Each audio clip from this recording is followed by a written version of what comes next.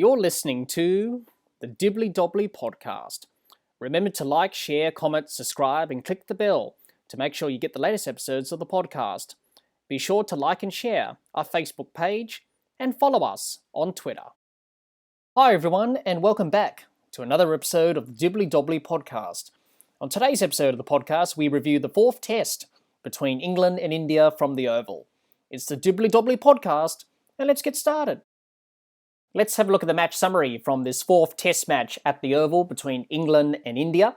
India batted first and made 191 all out in their first innings.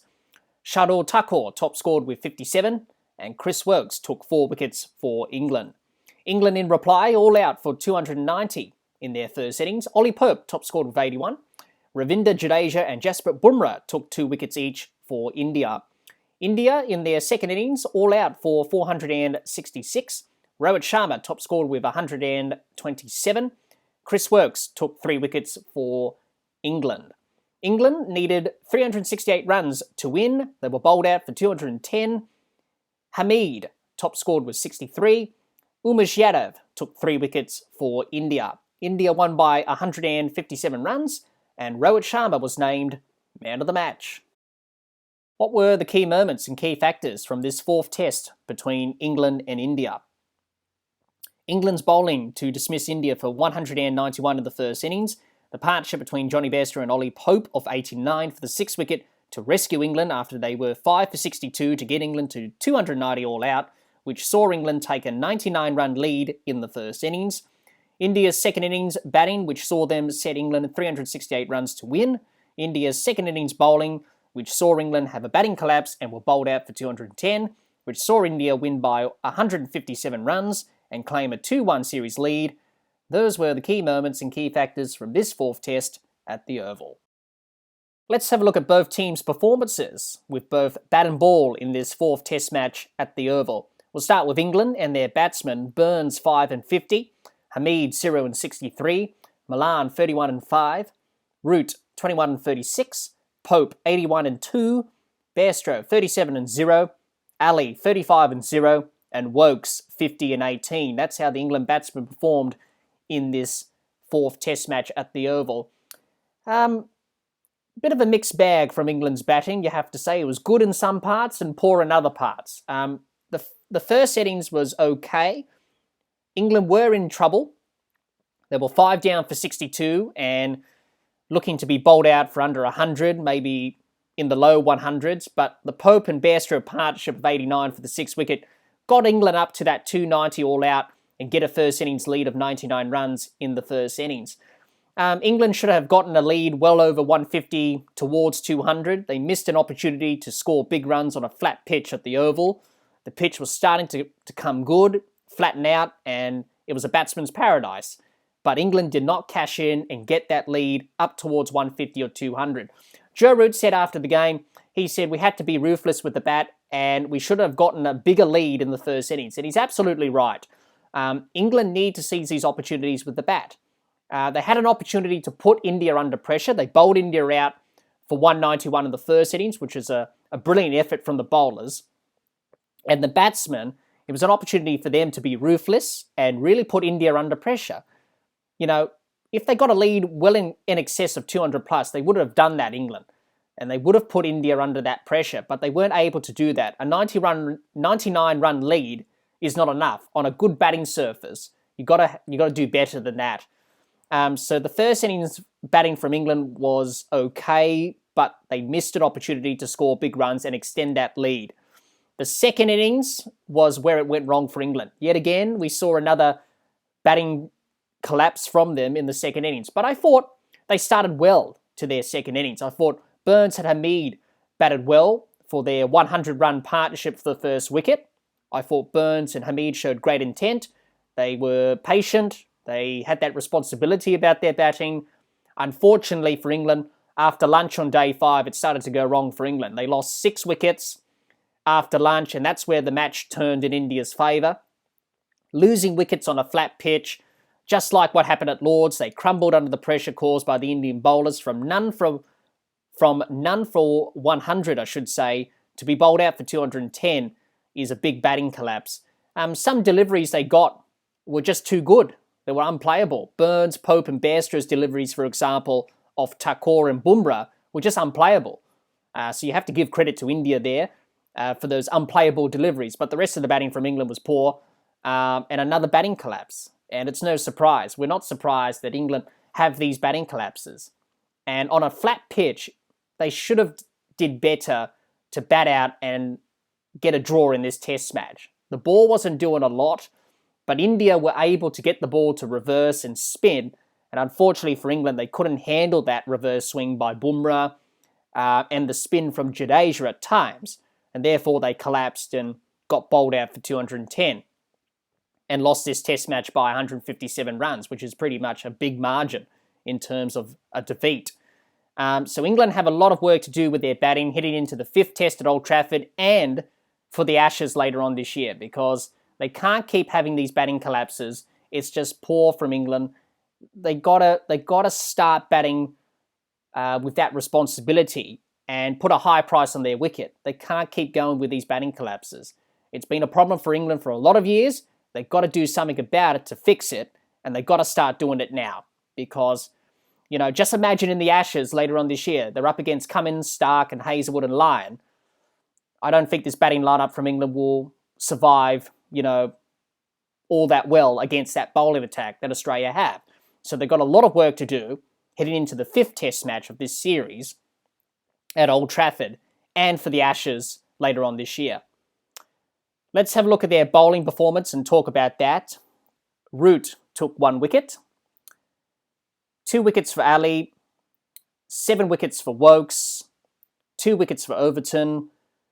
5 wickets for Robinson and 2 wickets for Anderson. That's how the England bowlers performed in this 4th test match.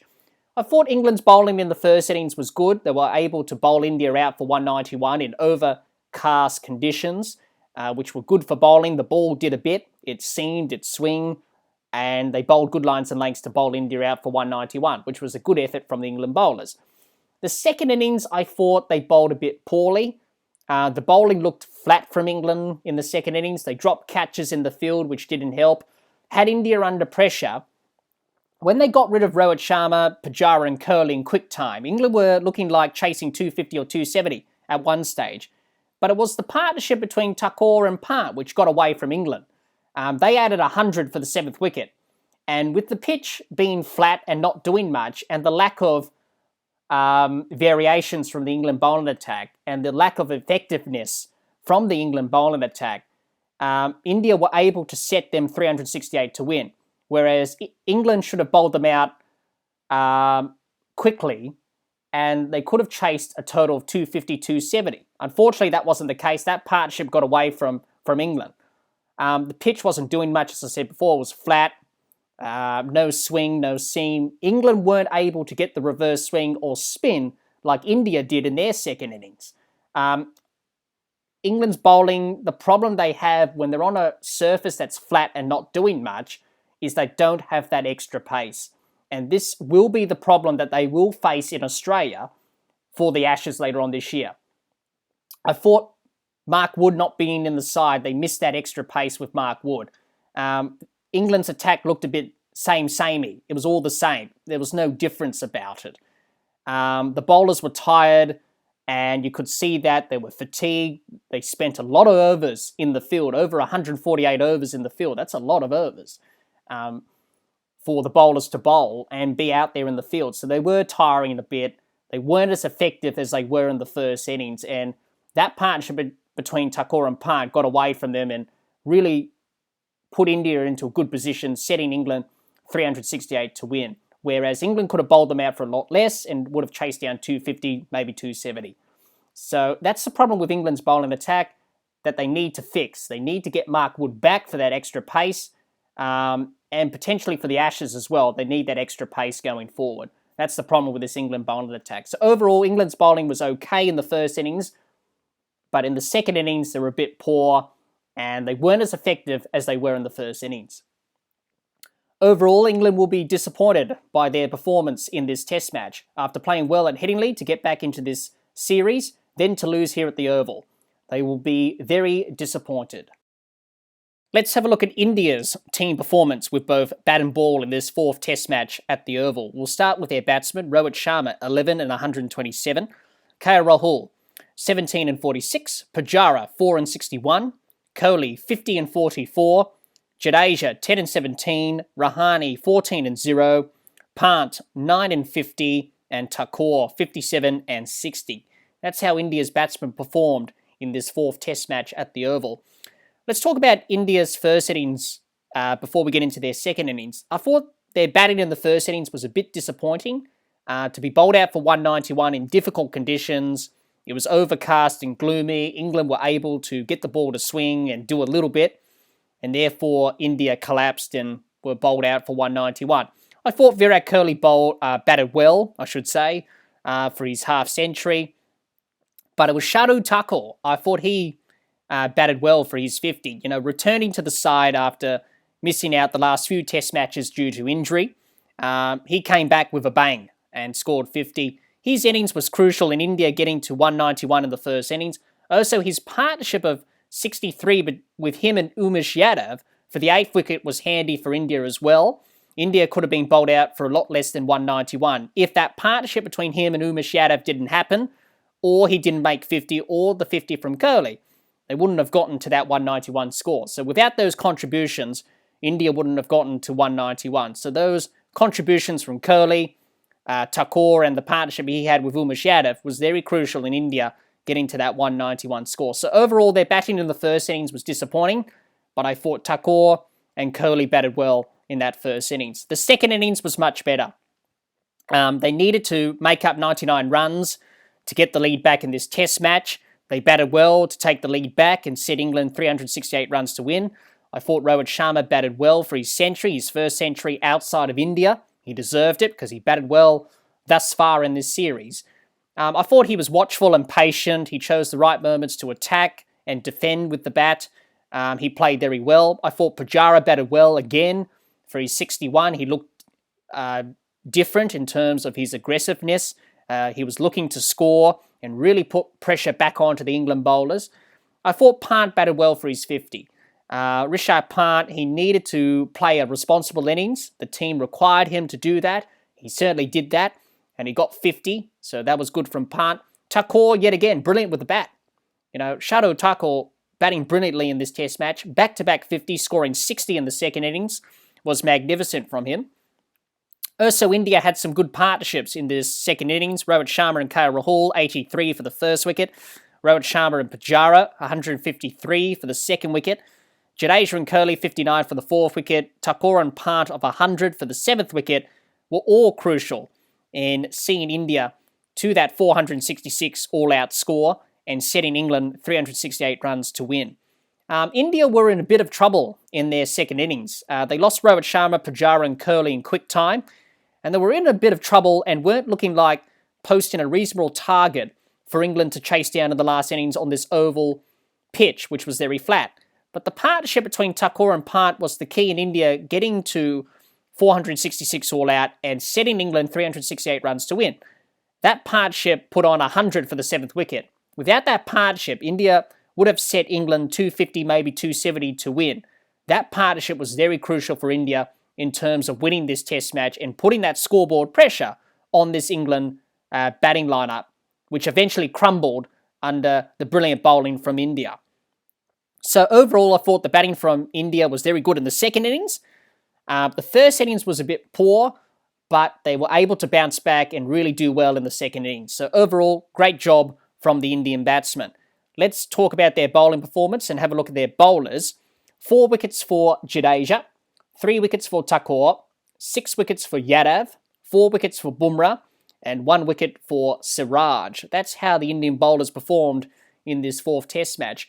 I thought India bowled well in the first innings. To bowling England out for 290 to keep them to a 99-run lead was good on a flat surface at the Oval. So that was a good effort from the bowlers in the first innings.